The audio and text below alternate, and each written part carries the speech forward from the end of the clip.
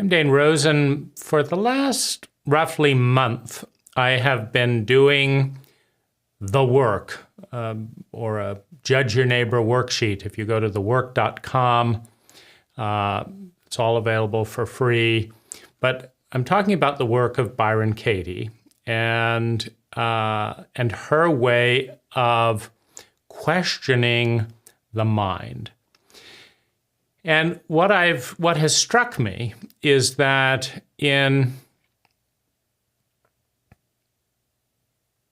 I've done a lot of Lazaris style belief work, go into the room of belief in different meditations starting in my teenage years, bringing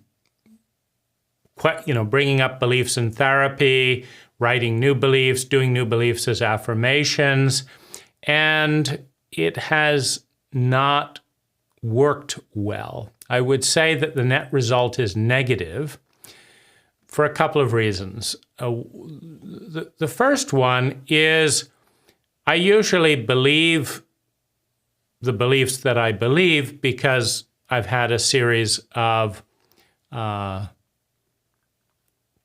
experiences that correlate with that belief. And so after 3 or 4 times of the same thing happening repeatedly in a certain situation with a certain person, I predict that it's going to happen again. And I think the first reason that changing that belief, mom is going to smile and be nice to me, mom isn't going to be nice to me, whatever it is, that the first thing about changing a pattern that I've observed brings up is the fragility of sanity, meaning those of us who have been shamed, hit, lied to, it was no big deal, it never happened. There is a tremendous pressure in culture, in families, to, once the abuse has happened, to pretend that it didn't, to pretend that if it did, it's no big deal, to pretend that if it did, it's your fault, on and on and on. And this is kind of like saying, I don't care enough about you not to abuse you. I feel bad. I feel a little bit better if I hit you or if I do this or if I don't do what I said I was going to do. And I feel a little bit better if I just do that. But then I feel guilty, right? I feel, I don't want to be reminded because I kind of feel a little bit shitty about myself. And so what I'd like to demand as kind of the next installment of abuse is that you pretend it never happened. I'll pretend it never happened. You pretend it never happened, and we won't mention it. And if you go along with that, I'll give you a lollipop, a little perk or something, and then I'm a wonderful parent again. But if you don't, I will hit you again. I will punish you in another way, for the rudeness of reminding me what a shit I am.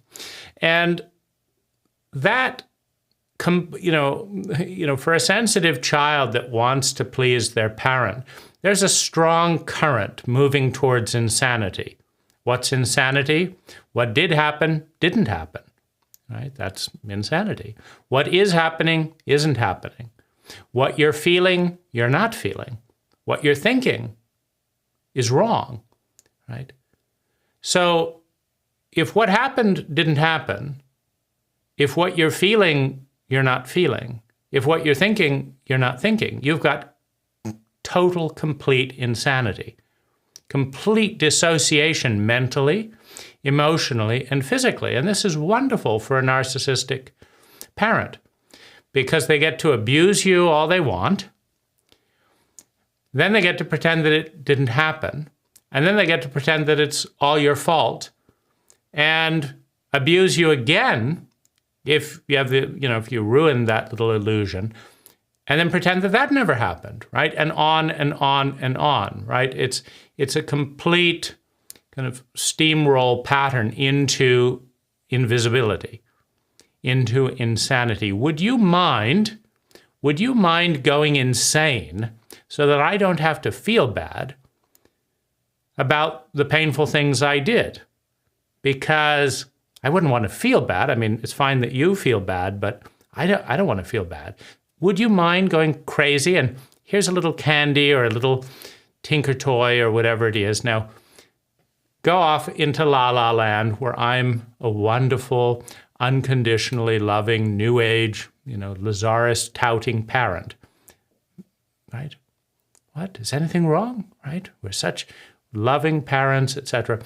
And so that's the first problem that comes up when I look at a pattern and a pattern and a pattern and use those 3 data points to predict that there's pretty good chance, statistically speaking, that the next pattern, the next expression of the pattern will be the same, right? And so there's a little bit of resistance, right? Is Lazaris asking me to go crazy, like my parents? I thought that was a bit shitty what happened there, but no, the world is a wonderful place, or this. So that's the first resistance, like, I'm not up for going insane.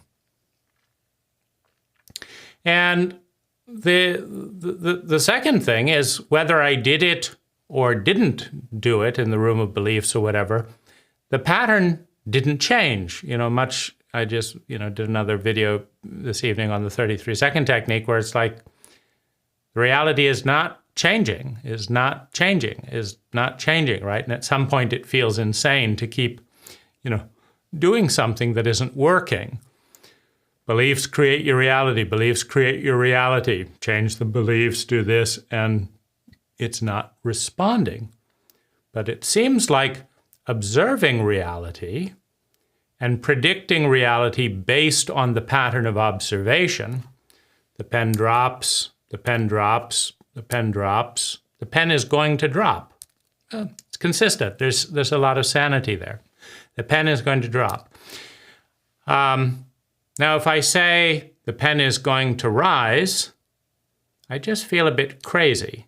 The pen is going to rise. Gone into the room of belief, pens do not need to drop, they can rise, right? But it just keeps dropping. So I've been uneasy with that. Yeah, it makes me uneasy, right? Because I'm a very good predictor of repetitive patterns in relationships and in other places. I had to be, because my parents were so dishonest that if I wanted to know when I would be hit or whatever, I had to totally tune out what they were saying and their delusions and their self-image and all of that. And I had to get data on what they did in different situations and test the hypothesis. And then I could say, okay, mom's going to say she's not going to do this, but she's going to do this. And she's going to say she's doing it for this reason, but she's doing it for this reason. Does that hypothesis hold up? Yes, okay. Now, I can't say anything because I'll be punished, but the hypothesis holds up, right? I can predict what my parents will do more than they predicted. If you ask them, what are you going to do? They'll say this. If you ask me what they're going to do, I'll say this. I'm right 75% of the time.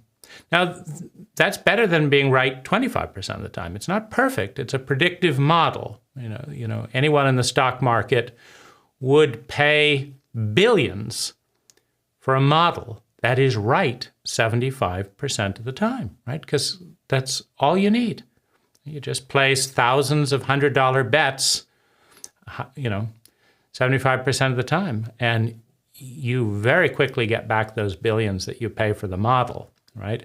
So it's not a perfect model, right? There is no model that is perfect.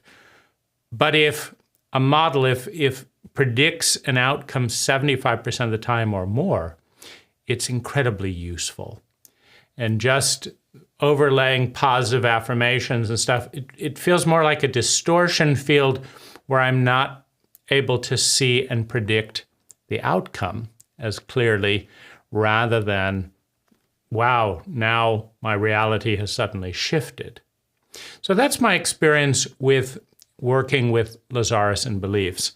And as a result, I also was skeptical, meaning I've listened to all of Byron Katie's books on Audible.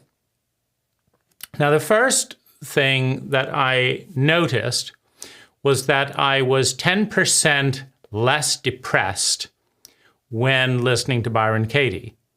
And that was not the case with Lazaris, right? I could listen to Lazaris and feel divided emotion. So I thought, I'm going to at least listen because I would like to be 10% less depressed. And then I read a study that 100% of severely depressed they could be severely depressed for 10, 20 years. And if they went to a Byron Katie 9-day workshop, unfortunately, she's not doing those anymore, but if they went to those, 100%, there was a university study, 100% of them came out not depressed.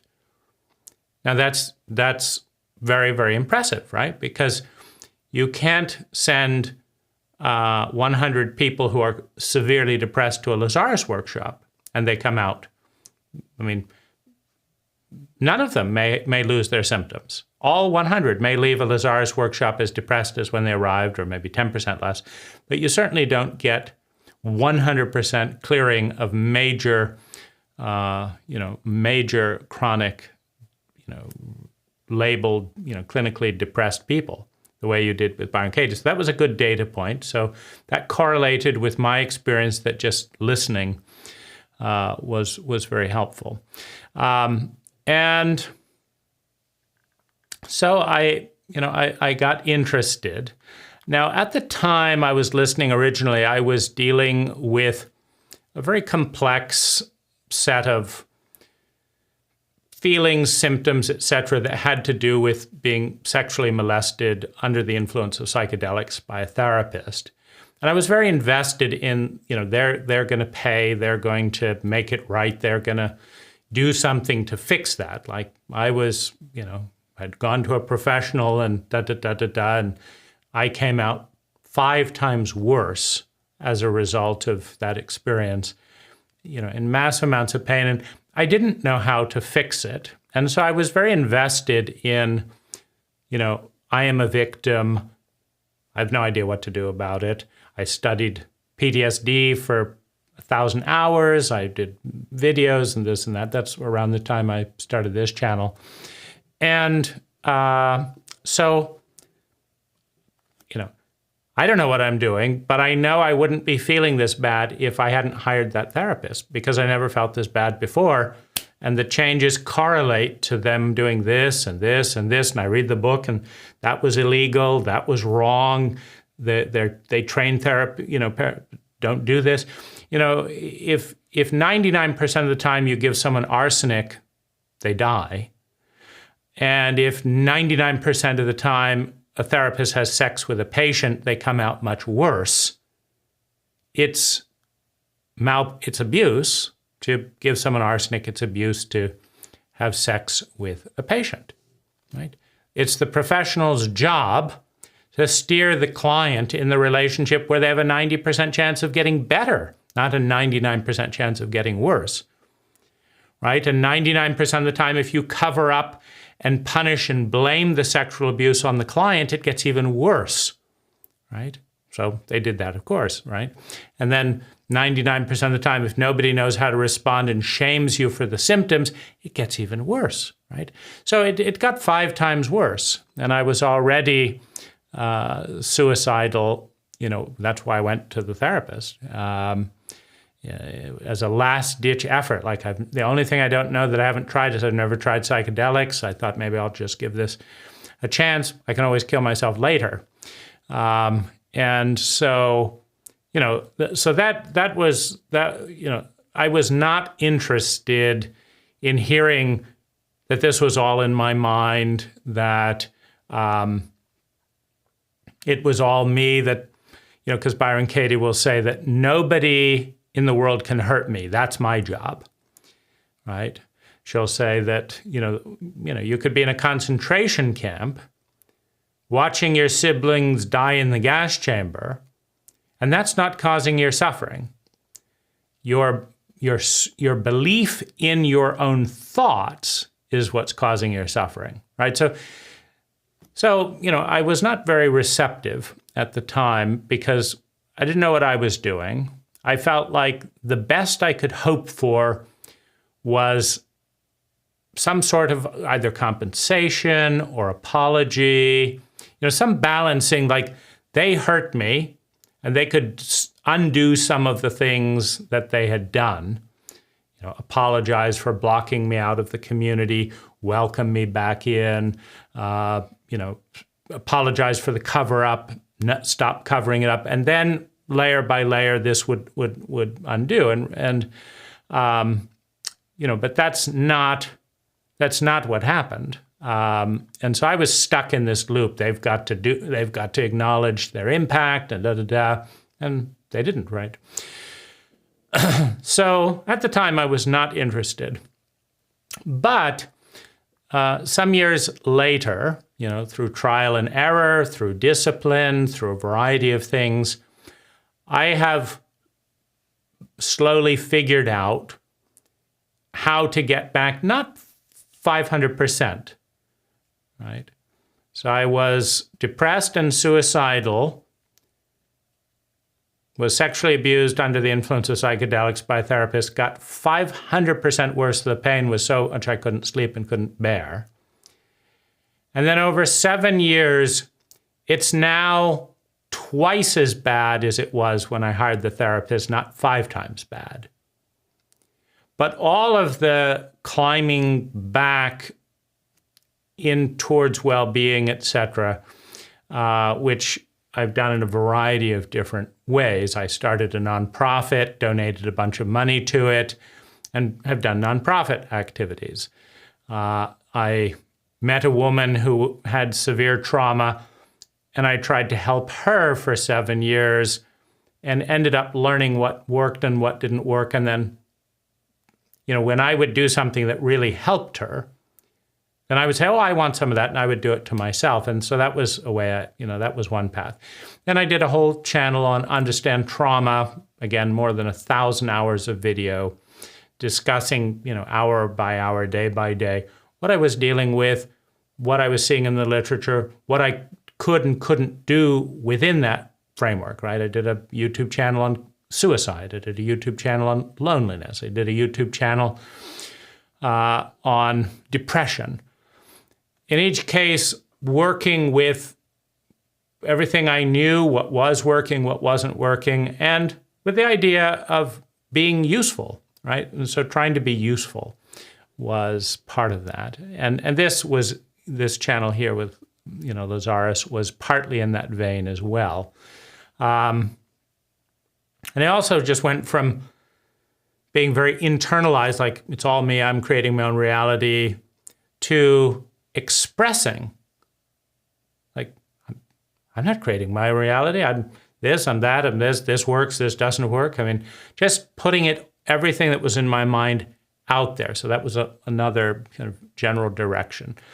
Implementing a routine, making lots of money, 10 times more money than I've ever had in my life, with vision in mind, donating a lot of that money to my nonprofit. These are the different experiments to see what works. And of course, Byron Katie was coming up as 10% less depression, but at the time, not interested in saying that I had just abused myself under the influence of psychedelics, and it didn't matter what the therapist did. It just felt, it felt dangerous. It felt the risk of self-shaming. So I was not receptive at the time. In fact, I had a conversation with Byron during the pandemic, in one of her YouTube chats and our Zoom calls, and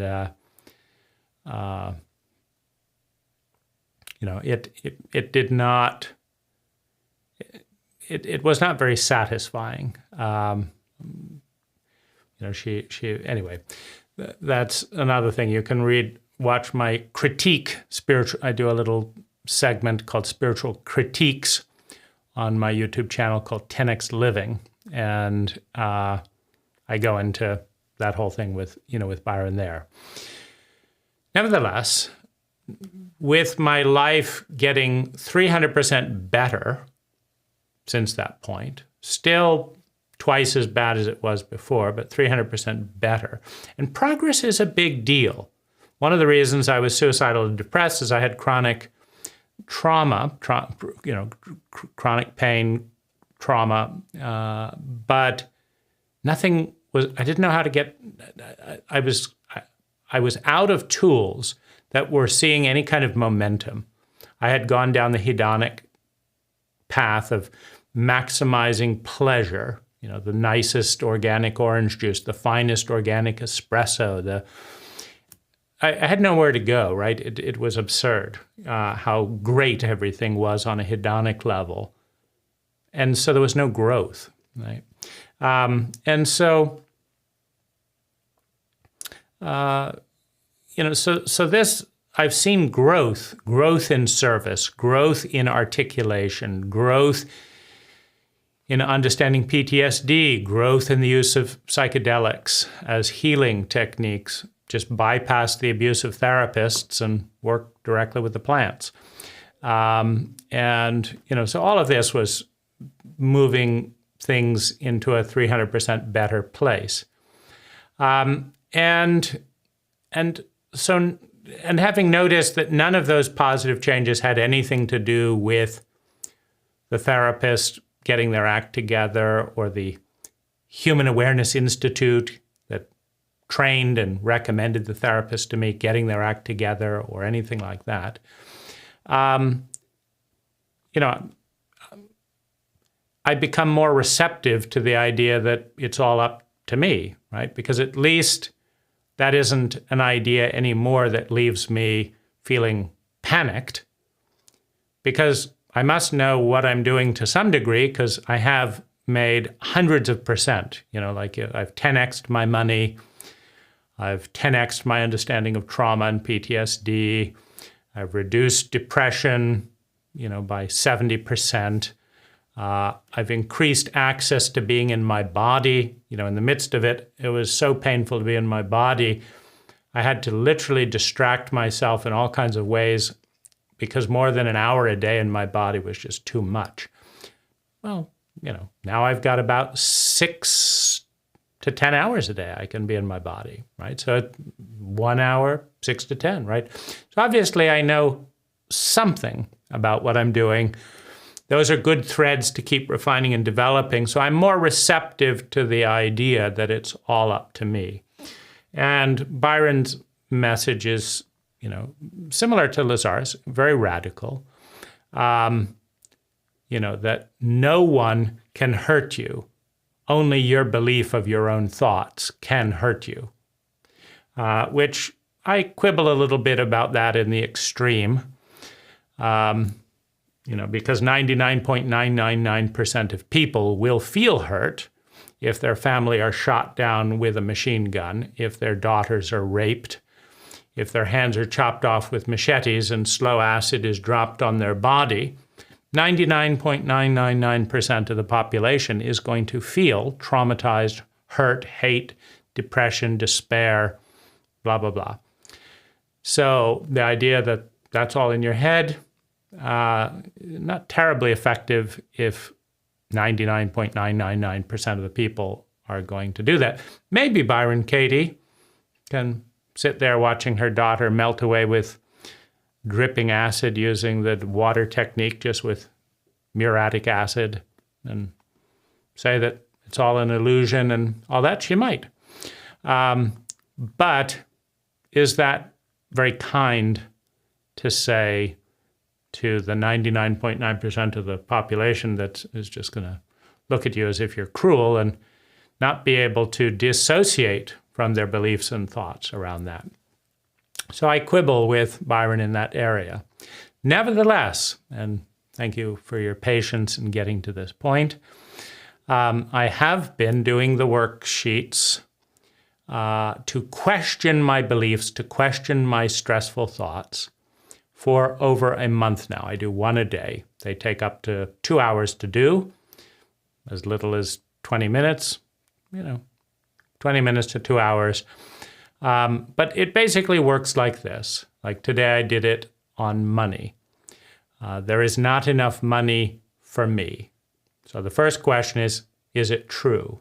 There's all this tension and anxiety and stuff. Maybe. I don't know. It's odd, since I have 10 times more money than I've ever had, and I've always have had enough. It's odd, but there's that shaking in the body. This is the next step in the technique, and I just do this in an email. I write the statement in an email to myself. I say, I feel, there's not enough money for me. That's the first sentence. The next thing is the work. Is it true? Maybe. Can I absolutely know that it's true? No, I can't, right? And you reflect on this. Who do I become when I believe the thought, there is not enough money for me? Anxious, I get angry, I get, hostile. I'm hostile towards God, towards the world, towards people. There's not enough for me. I get tight, I get worn down, I feel scared, I feel hurt. Like, why isn't there enough for me? Right? I feel lonely. I feel paranoid. No matter what happens, it's not enough. This went well, but it's not enough. It's going to go badly. And so I write down like 20 things like that. And as I do, I'm like, wow, this is so much of my life, is this belief in this thought. There isn't enough money for me. 30% of my angst and my whole unpleasant way of relating to myself and others, it's linked to this one sentence that I cannot know is true and that doesn't seem to be true. I mean, there's trillions of dollars available to be accumulated, to be earned. I've always had enough. I have 10 times more than I ever have. Seems like there's enough, but the belief in this thought, which is not connecting with reality, is producing all these symptoms. So the next thing is, who do I become? And list that. It's like, wow, that's where all that stress in my life and my body is coming from. I believe that, even when it's not true. So the next question is, who would I be if I did not believe that thought, there isn't enough money for me? Well, relaxed, generous, present, a lot of fun, a lot of smiling. It's like, wow, I haven't met that person. That's who I would enjoy being.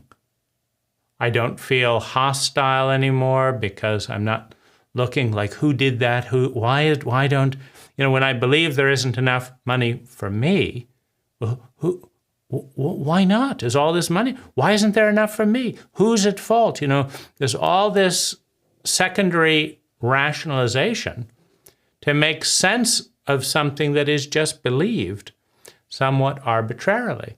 I mean, sure, there was a time that even in my teenage years when I was kind of strategizing, like, how could I make $10 an hour and leave the house and all that, there was enough, right? There was enough.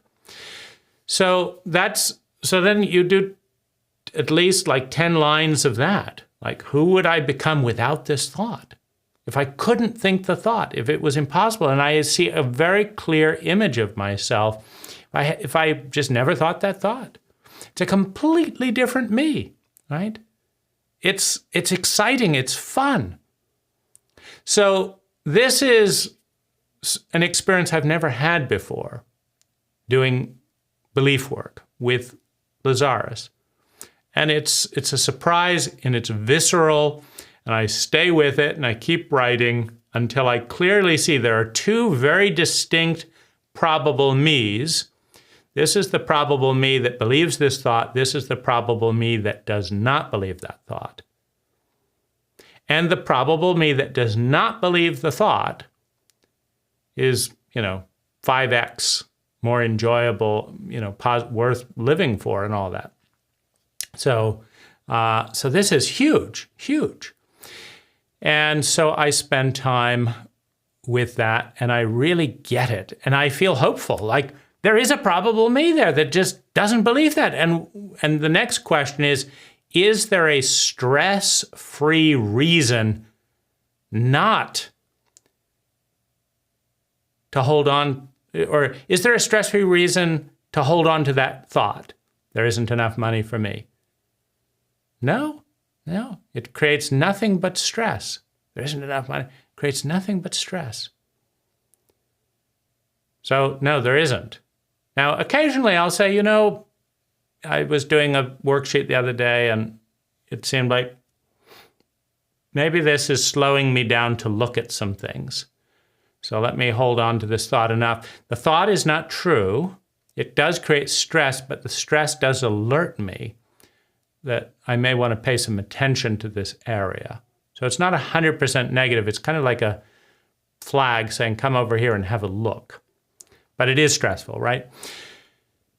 Now then, the last thing that Byron does, and what's interesting is she never says, change the belief or change the thought.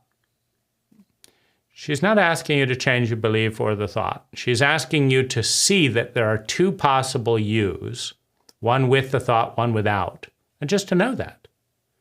Now, this last step is what I would call a loosening of the roots of the old belief. So she calls it a turnaround. I write in my email to myself, ways the opposite is equally true. And then I go down to a bullet. So the first turnaround or opposite would be, there is enough money for me.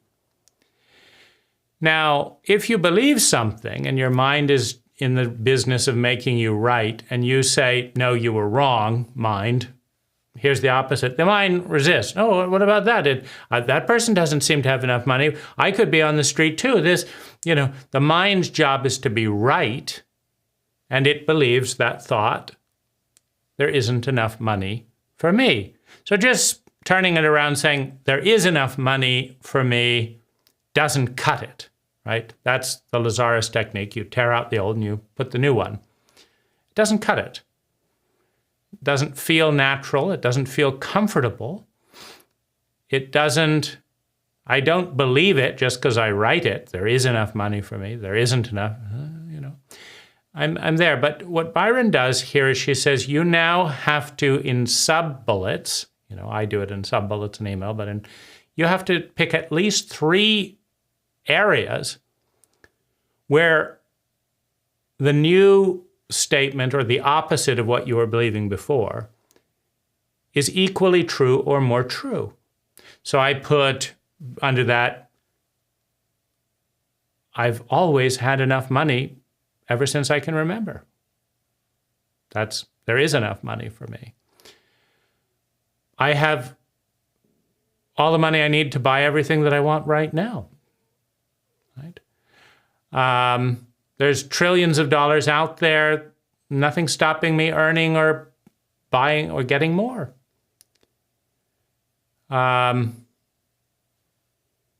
I live in a house and have things that are more opulent than 90% of the entire Earth's history's population. Seems like enough to me. Now my mind starts getting invested in the new belief. Seems like there's some good data point. Now it's like, yeah, that's all very true, right? So the technique is find 3 proofs that the new opposite belief is as true or more true. So I start looking at the sense, there's never once been a time when I haven't had enough money. And then there's all these proofs showing there is enough money for me. I get very comfortable. It's no longer just like I'm just flipping the opposite for no particular reason. I've got proofs now. So that's the end of the exercise. She doesn't say change the belief. She doesn't say believe the new belief. She says do this exercise. If anything is bothering you, write down the thought. Is it true? Can I absolutely know that that's the truth? Who do I become when I believe that truth? Who do I become if I do not believe the truth, if I cannot think that thought? Who would I be without that thought? Is there any reason to hold on to this thought that serves me, that brings me well-being? And then list the ways the opposite is true. There is enough money for me, and list all the reasons that makes as much sense or more sense, and then just let go. Don't change the belief. Don't reject the thought. Just stop believing it. Stop. It's not enough. It's not enough. I'm getting, it's not enough. There's traffic. It's not enough. There's a line. There's not enough for me. Can I absolutely know that that's true? What are ways that the opposite is true? Who do I become when I believe there isn't enough? Who would I be if I didn't believe? Now there's a sense of choice. And of course, right, the mind feels heard. The ego is the one attached to these beliefs as its identity. The ego feels respected, feels heard. The ego is given, data points to switch to a different pattern. The ego is not judged. The old belief is not thrown out. I tear up the old belief. No. There's not a new belief. It's just like, well, there is a magnificent world out there without this belief. And the physiology, just tasting what it would feel like for a little bit. It's just incredible. So I'm doing that every day. It's working. If you give it a try, now you can go to thework.com and all the stuff for all of Byron Katie's stuff, it's all free. You can download the PDFs and all that and do that. I don't like trying to get the words into the little boxes she has. I sometimes like to use my own language. I like to write it out long, and I don't want to have to pull up the form. So I just, pretty simple, I write my own questions, then I answer them, and I press send and put it in a folder, and I do that, once a day. If you try something like that, I feel, on average, I feel 25% better. I feel 100% better while I'm doing it, while I'm exploring the probable me that doesn't believe whatever. And as a whole, I'm much more low-key because, I'm very anxiety prone. I have an addiction to fear and anxiety. And so because I have an addiction to fear and anxiety and can seek out more, I can spiral down, which gives me another thing to be fearful and anxious about. But knowing that I can stop the spiral with this technique at any point, I can also stop it with microdosing psilocybin at any point. And I can also stop it by going on vacation to certain places in the world at any point. So I've got 3 stops, but this is the most powerful because I don't have to microdose. I don't have to go to some part in the world. I can just sit down and in 20 minutes to 2 hours can lighten that whole dynamic to a point where, if I'm still have an issue, I can just do another one. But most of the time, it just helps me have a sense of humor. It's like, oh, that's a thought. Is it really true? Is it serving me? Not really. And so I offer it here and would love to hear in the comments, do you try it? Does it work? What's the percentage of impact? For me, it's 100% in the moment, 20 to 30% throughout the day. So it's part of my routine.